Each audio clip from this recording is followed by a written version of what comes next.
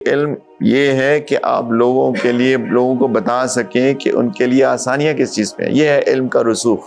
تو وہ دونوں میں سے آسان بات کو چنتے تھے جب تک کہ وہ قرآن شریعت کے خلاف نہ ہو. میں مفہوم بتا رہا ہوں. کیا کھڑے ہو کے پانی پینا ٹھیک ہے؟ تو لوگوں کے مکسڈ ویوز آتے ہیں.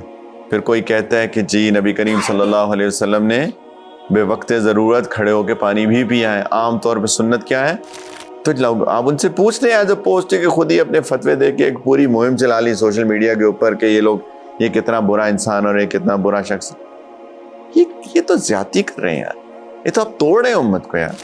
میں ایک اکثر مثال ذکر کرتا ہوں سالوں سے. چمچ سے کسی کو چاول کھاتے دیکھ کے تو ایک دم گولی نکالنے کی دیر ہوتی ہے بس کہ مار ہی دیں بندے کو. خدا کا واسطہ ہے.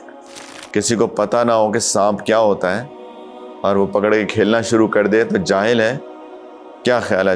سانپ کہہ گیا یار جاہل ہے، اسے پتہ نہیں ہے کہ میں کون ہوں، چلو میں نہیں کاٹتا.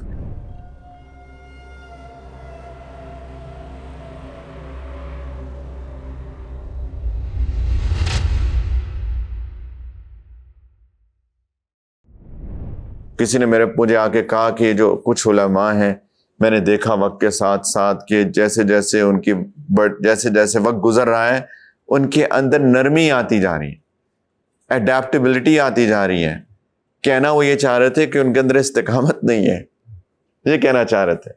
میں نے کہا نہیں بھائی ایسی بات نہیں ہے کہ ان کے اندر استقامت نہیں ہے.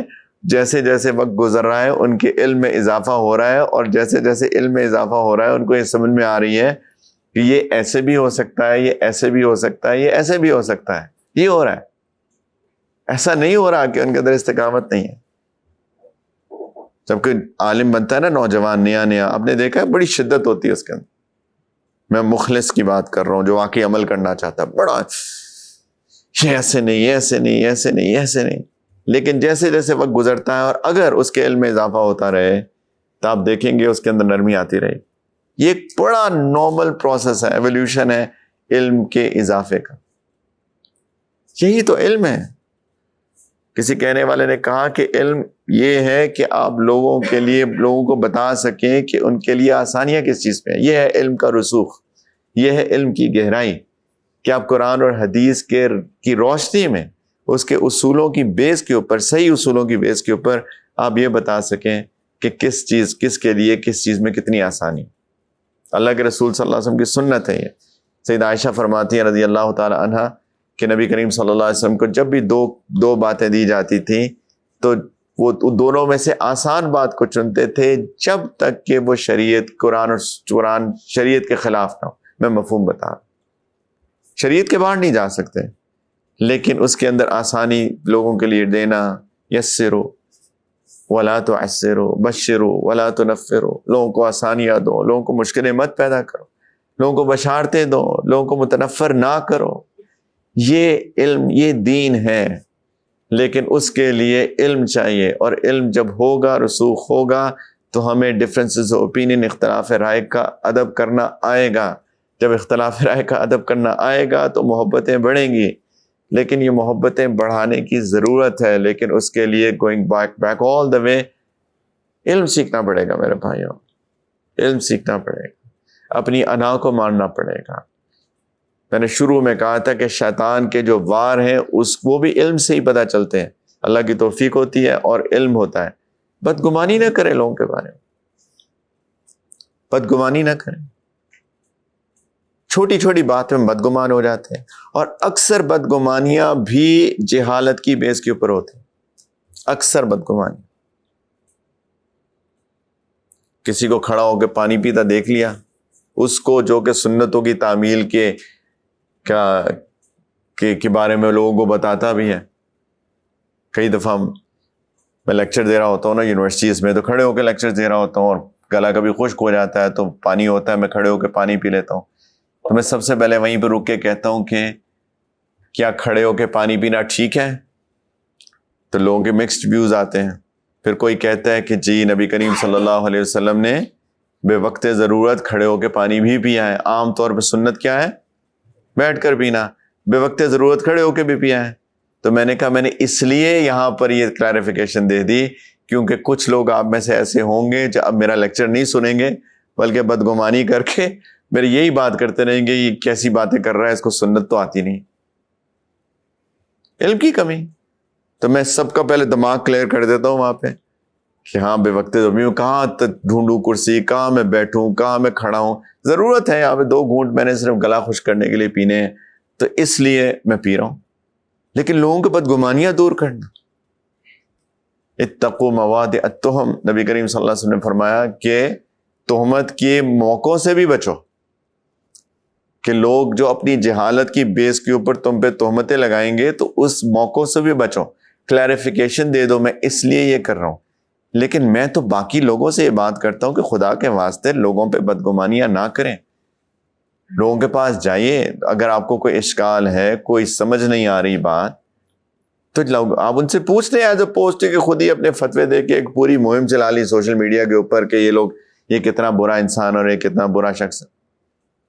یہ تو زیادتی کر رہے ہیں یار، یہ تو آپ توڑ رہے ہیں امت کو یار، یہ تو بہت ظلم کر رہے ہیں، بہت بڑا ظلم کر رہے ہیں۔ اختلاف رائے ہو سکتا ہے، ویلڈ اوپینین ہو سکتی ہے، کیمرے لگے ہوئے ہیں، اس کے اوپر اختلاف ہے آج تک، ٹھیک ہے کہ غلط ہے، آج تک اختلاف، کچھ کہتے ہیں کہ یہ تصویر ہے، کچھ کہتے ہیں یہ عکس ہے۔ شیشے کے سامنے کھڑے ہوتے ہیں کہ نہیں؟ شیشے میں شکل نظر آتی ہے کہ نہیں آتی ہے نا؟ تو کیا شیشہ دیکھنا غلط ہے؟ ٹھیک ہے غلط ہے بھائیو، صحیح ہے نا؟ تو کچھ کا خیال ہے کہ یہ عکس ہے، جیسے شیشے میں آپ کو اپنا امیج نظر آتا ہے، شیڈو نظر آتا ہے، واٹ ایور آپ کہہ لیں، یہ بھی ایسے ہی ہے۔ کچھ کا جو اجتہاد ہے وہ یہ ہے، کچھ کا کہ نہیں یہ تصویر ہے، جو کہتے ہیں تصویر ہے وہ کہتے ہیں نہیں بنانا چاہیے، کچھ جو کہتے ہیں عکس ہے وہ کہتے ہیں کوئی مسئلہ نہیں ہے۔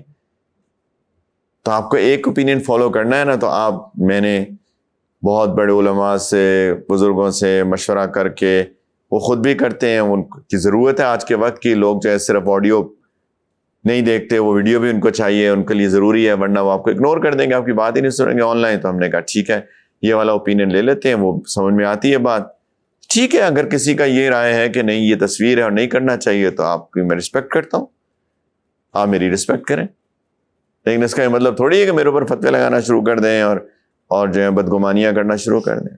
کیا کر رہے ہیں لوگ؟ کیا لوگوں کو ہو گیا؟ ایک طریقہ پتا ہے کہ جی بیٹھ کے کھانا سنت ہے، اور کہیں گے کہ یہ طریقہ ہے بیٹھنے کا، اور ان کو کوئی دوسرا طریقہ نہیں پتا، اور اگر کسی اور کو کسی دوسرے طریقے سے بیٹھ کر کھانا کھاتے دیکھیں گے تو بدگمان ہو جائیں گے کہ دیکھو یہ سنت ہی نہیں کی اتباع ہی نہیں کرتا۔ اللہ کے بندو،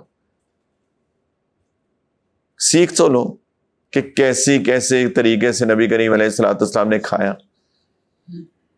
ایک چیز ہوتی ہے بے عینی ہی سنت کی اتباع کرنا، ایک ہوتا ہے سنت کے اصولوں کی اتباع کرنا، کہ اصول کیا ہے اس طرح بیٹھنے میں، علت کیا ہے، ریزننگ کیا ہے، وجہ کیا ہے۔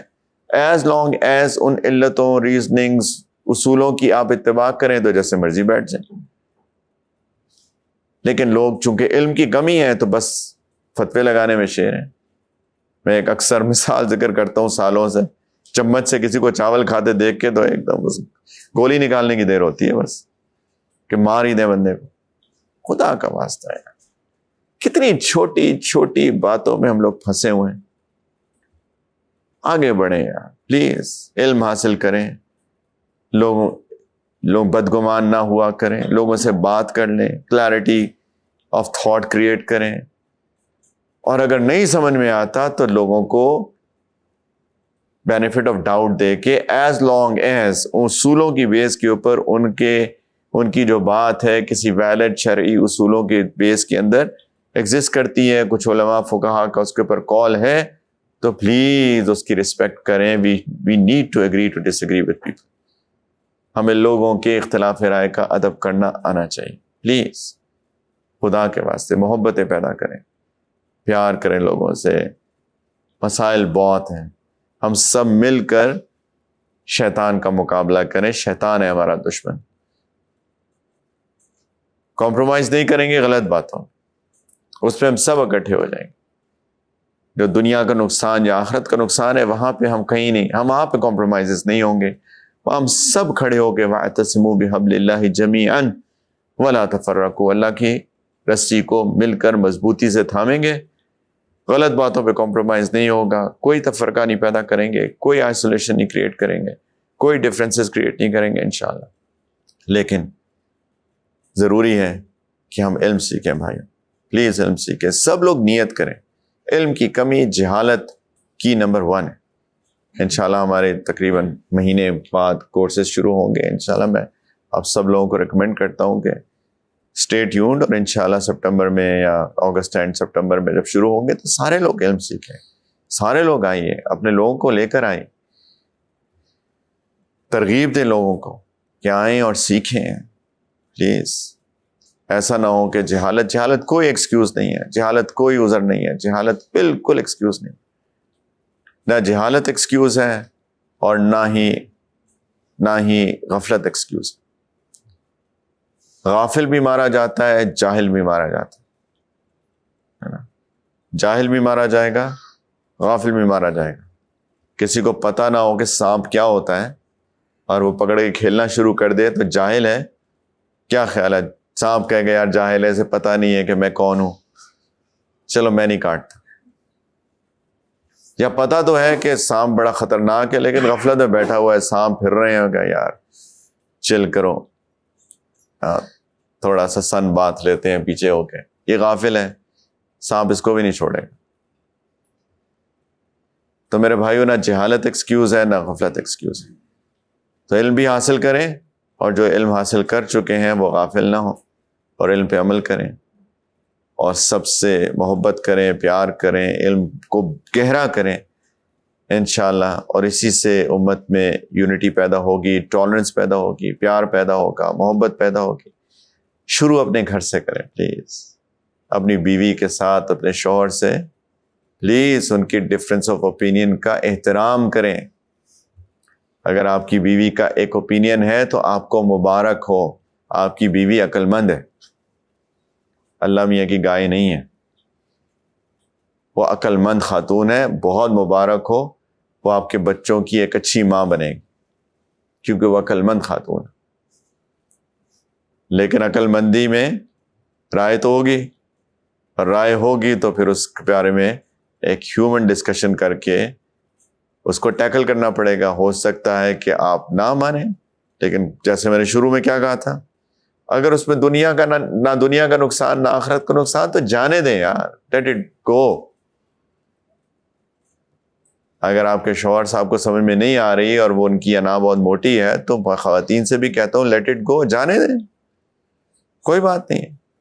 لیکن اگر دنیا آخرت کا نقصان ہو رہا ہے پھر ہمیں کہیں نہ کہیں کسی نہ کسی طریقے سے سمجھانا پڑے گا، اور ان دونوں میں بھی آخرت بڑی ہے دنیا کے مقابلے میں۔ دنیا کا نقصان ہے اور آخرت کا فائدہ ہے تو کوئی بات نہیں، کوئی بات نہیں۔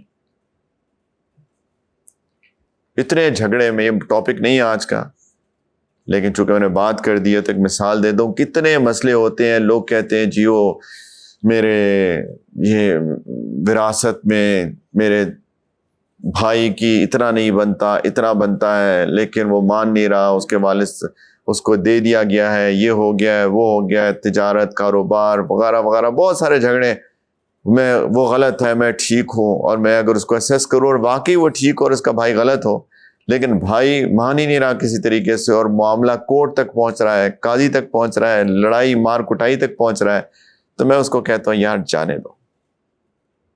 ہم لڑ سکتے ہیں کورٹ کے اندر جا کے، اور اگلے 10 سال ہم وکلاء کی فیس دیتے رہیں گے، ٹینشن، بیماریاں، پرابلمز، نفرتیں، سب ہو سکتا ہے، لیکن جانے دو، کوئی بات نہیں ہے۔ کیا دنیا کا نقصان ہو جائے گا نا تھوڑا سا، تو دنیا کا نقصان برداشت کر لو، اور اس کے بدلے میں آخرت تمہیں اتنی ساری اللہ تعالیٰ دیں گے، تو دنیا کے نقصان کے بدلے میں آخرت کا فائدہ لے لو، کیا فرق پڑے گا؟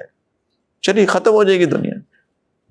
آج کیا تھی؟ 19 جولائی ختم ہو گئی 2024، زندگی کا ایک دن اور کم ہو گیا نا۔ موت سے ایک دن قریب ہو گئے کہ نہیں بھائیوں؟ تو جب قریب ہو گئے تو دنیا تو ختم ہو جائے گی، بہت کم۔ 50 سال سے اوپر والے لوگ میرے بھائیوں بس گنے چنے وقت رہ گئے، گنے چنے دن رہ گئے۔ کتنا جی لو گے؟ 10 سال، 15 سال، 20 سال، بلکہ 40 سے ابو کی میں بات کرتا ہوں، بہت کم دن رہ گئے ہیں بھائی۔ تو جانے دو، کیا ہے، دنیا کا نقصان ہو گیا تھوڑا سا، لیکن آخرت کا تو فائدہ ہو گیا۔ تو جہاں دنیا اور آخرت دونوں کو نقصان ہو رہا ہو تو وہاں دنیا کے نقصان کو برداشت کر لو، آخرت کا فائدہ کر لو پلیز۔ اسی کانسیپٹ پہ زندگی گزاریں گے، پیار محبت سے، احترام سے، اختلاف رائے کے احترام سے، لوگوں کو بینیفٹ آف ڈاؤٹ دینے سے، بدگمانی سے بچنے سے، علم حاصل کرنے سے، انشاءاللہ آپ دیکھیں گے زندگی میں سکون آئے گا۔ اللہ کی طرف سے وہ ملے گا انشاءاللہ جس کا ہمیں گمان بھی نہیں ہوگا، میں آپ کو گارنٹی دے سکتا ہوں۔ اللہ تعالیٰ ہم سب کو سمجھ کی توفیق عطا فرمائے۔ وآخر دعوانا ان الحمد للہ رب العالمین۔